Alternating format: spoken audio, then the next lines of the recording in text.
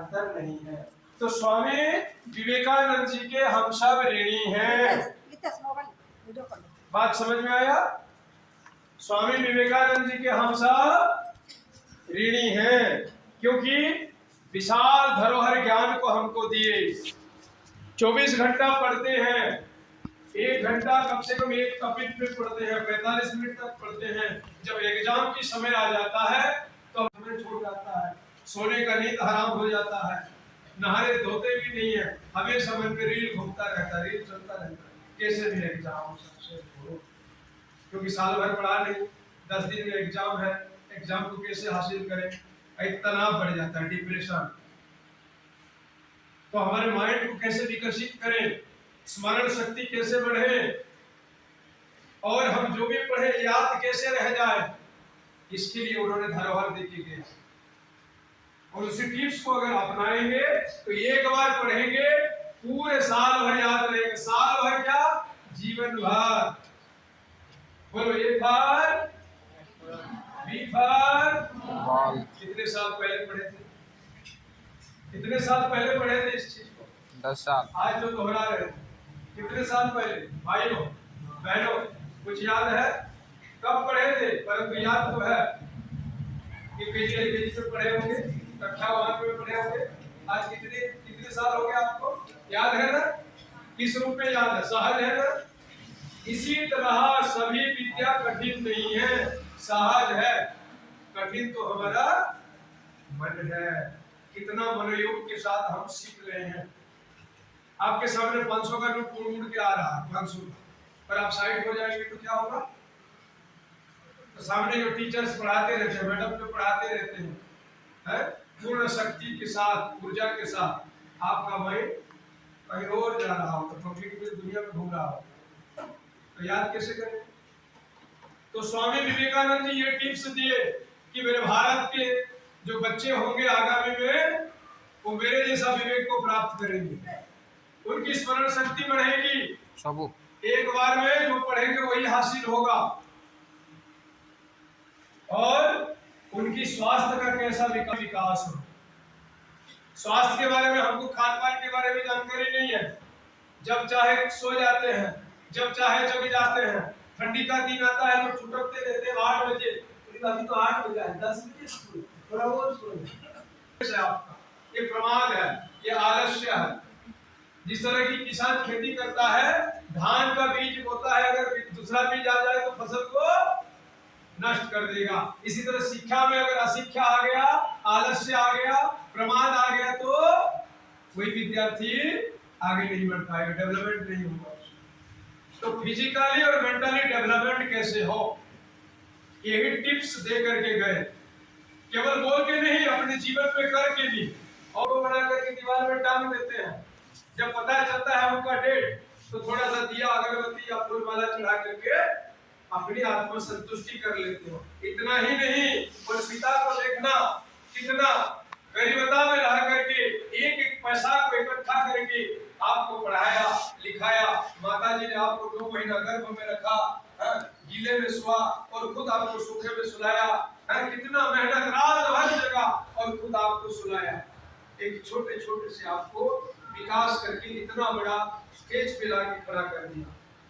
जब उनके सपनों को साकार नहीं कर पाएंगे, उनकी बताए हुए पे अगर हम जा नहीं पाएंगे, तो पशु से और हम में से कोई अंतर, डिफरेंस नहीं है। इसलिए बोलो तो मातृ देवो भव, देवो भव, पितृ देवो भव, आचार्य देवो भव, गुरु देवो भव। ये सब हमारी देवता है। देवदानात् इति देवताः, जो देते हैं बदले में कुछ नहीं लेते हैं। माता ने आपको जन्म दिया, पिता ने पोषण किया, बदले में आप क्या दिए? वो दे करके भी कुछ चुका पाएंगे? ऋण नहीं चुका पाएंगे। आज तक कोई चुकाया नहीं, और मैं भी कॉन्फिडेंस के साथ कह रहा हूँ, मैं भी चुका नहीं पाऊंगा, पर चुकाने की प्रयास कर रहा हूँ।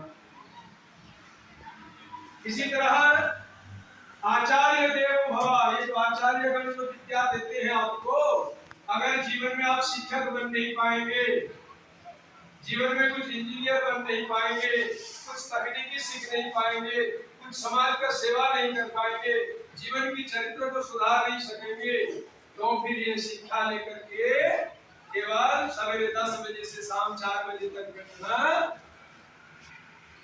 केवल एक टाइम पास है। तो क्या हमारी शिक्षा एक टाइम पास के लिए कर रहे हैं?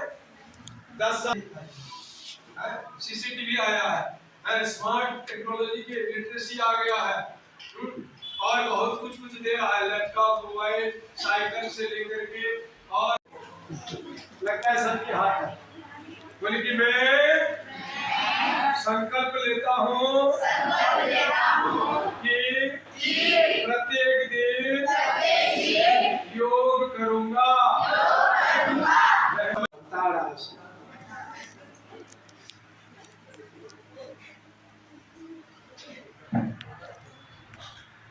पूरा आलस्य मिट जाएगा, रिलैक्स, दोनों हाथ साथ। अब करेंगे वृक्षासन। अब दाहिना पैर को जो है बाएं पैरों के पास ऐसे मोड़ करके रखिए, ऐसे एक पैर में खड़ा है, ऐसे खड़ा होकर ऊपर नहीं होगा, ऐसे करें जहां संभव हो रहा है जिसको, ऐसे, और धीरे धीरे दोनों हाथ नमस्कार ही। इसमें आपकी सानिध्य है, यही नहीं हो रहा है जिनका घर में जाके करते अभ्यास करें। इसमें आपकी मानसिक एकाग्रता होता है। और ध्रुव जी ने बालकपन में 7 वर्ष की आयु में किए थे इसी आसन में, और भगवान को प्राप्त किए थे, तो इसी के नाम से पौराणिक नाम ध्रुव आसन भी कहा जाता है। कौन सा आसन कहा जाता है? ध्रुव आसन। और योग की परिभाषा में वृक्षासन। अब पैरों को बदल के करें। आप अपने मन को नासिका के अग्रभाग में ले आइए, दोनों आंख को, मन को नाक में, और विशेष एकाग्रता हो। आप दोनों हाथ साइड करो और पीछे कमर पे रख दो। आप श्वास लेंगे लंबा सा, हृदय में भरेंगे, और कमर और गर्दन को जितना झुका सके श्वासों को रोक करके रखें।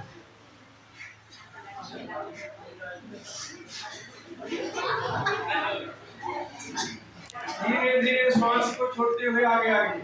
देखो ये माथा चकरा भी सकता है, क्योंकि श्वास को रोकोगे ना, और जब छोड़ोगे पूरा स्पीड गति से पिचकारी मारेगी, पूरा मस्तिष्क की ओर श्वास मारेगी, तो चक्कर भी आ सकता है। आपका मुखमंडल तेजस्विता होगा, ओजस्विता होगा, और सुंदर दिखेगा, वो बल प्रदान करेगा। लिखते लिखते थक जाते हैं, बहुत कुछ लिखना है, कंधे जकड़ जाती है। लंबा सा श्वास लीजिए और श्वासों को मुंह खोलने के लिए नहीं कहा, अपने दोनों भुजाओं की अकड़न जकड़न मुंह खोलो। आप फिर उसको उल्टा दिशा में घुमाओ। कुछ तो आलसी देख रहे हैं, कर ही नहीं दे। लंबा लंबा श्वासों के साथ श्वास लीजिए और श्वास को छोड़िए। आप दोनों हाथों को गोल गोल ऊपर घुमाइए। ये आपकी सर्वाइकल पेन, कंधे की जो अकड़न जकड़न, पीठ दर्द होता है, उसके लिए बहुत लाभदायक है। आप इसको फिर उल्टा घुमाइए ऐसे। जो जिसका शरीर स्वस्थ नहीं है उसका मन कभी प्रसन्न नहीं रह सकता। और यहाँ दोनों हाथ कमर पे, आप श्वास लेकर के केवल गर्दनों को पीछे की ओर मोड़े, श्वास को थोड़ी देर रोक के रखें। आप श्वास छोड़ के गर्दन को सीधा करें। अब लंबा सा पुनः श्वास लें, श्वास को छोड़ते हुए गर्दन को नीचे की ओर, थोड़ी छाती आपस में स्पर्श हो, श्वास वायु को बाहर रोक करके रखें।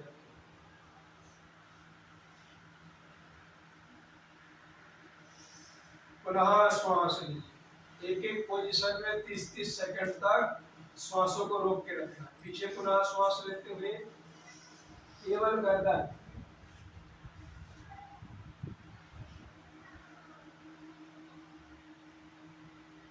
श्वास छोड़ते हुए सीधा, पुनः श्वास लें और श्वास छोड़ते हुए नीचे की ओर झुकाए गर्दनों को।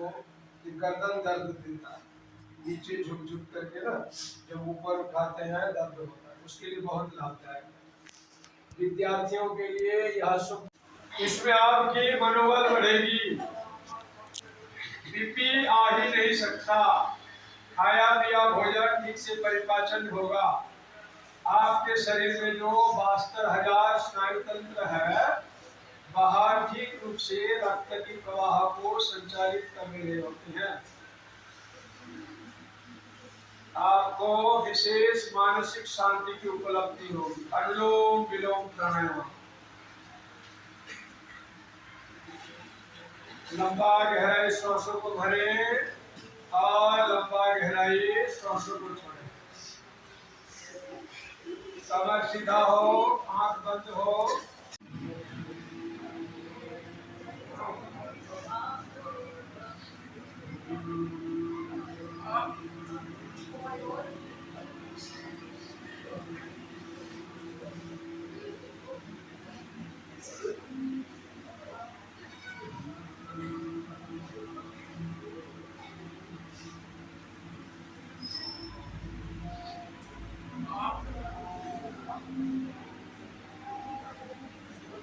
आंखों को बंद ही रहने दो, दोनों हाथ में ध्यान की मुद्रा, घुटने पे स्थापन करो और उद्गीत प्राणायाम करेंगे 3 बार। ओम की उच्चारण।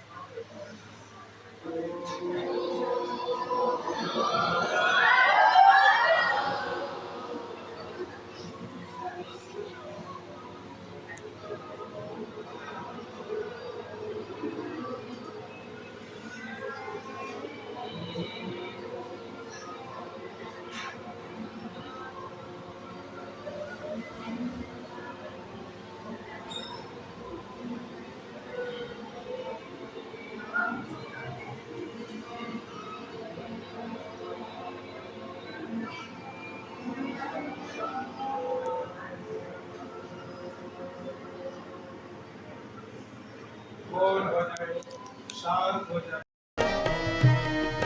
उठ मनुष्य योग कर, योग का प्रयोग कर। उठ मनुष्य योग कर, योग का प्रयोग कर। उठ मनुष्य योग कर, उठ मनुष्य योग कर, योग का प्रयोग कर। योग के प्रयोग से शरीर को निरोग कर। योग के प्रयोग से शरीर को निरोग कर। उठ उठ उठ योग का प्रयोग कर। उठ मनुष्य योग कर, योग का प्रयोग कर।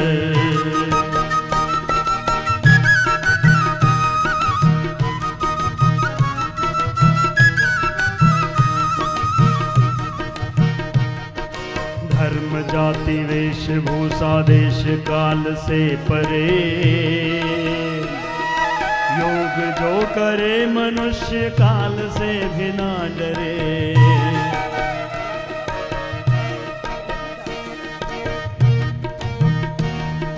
धर्म जाति वेशभूषा देश काल से परे।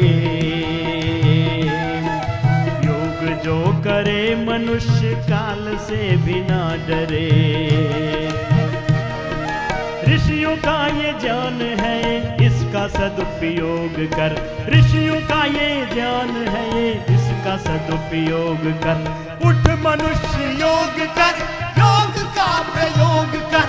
उठ मनुष्य योग कर, योग का प्रयोग कर।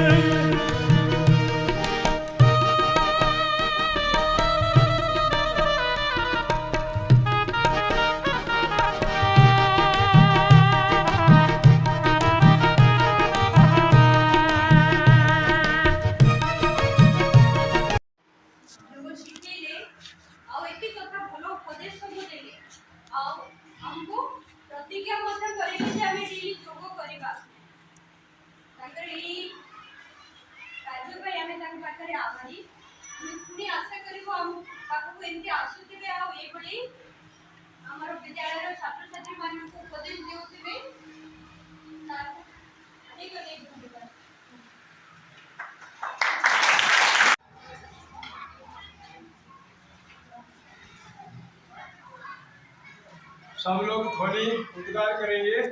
मैं बोलूंगा योग करो योग, आप कहेंगे रहो निरोग। हाथ उठा करके बैठे, करो योग, और थोड़ा उच्च सुन, करो योग, करो योग। योग कौन करेंगे? बोलेंगे तो हम करेंगे, हम करेंगे। योग कौन करेंगे? हम करेंगे, हम करेंगे। योग कौन करेंगे? हम करेंगे, हम करेंगे। बहुत बहुत धन्यवाद।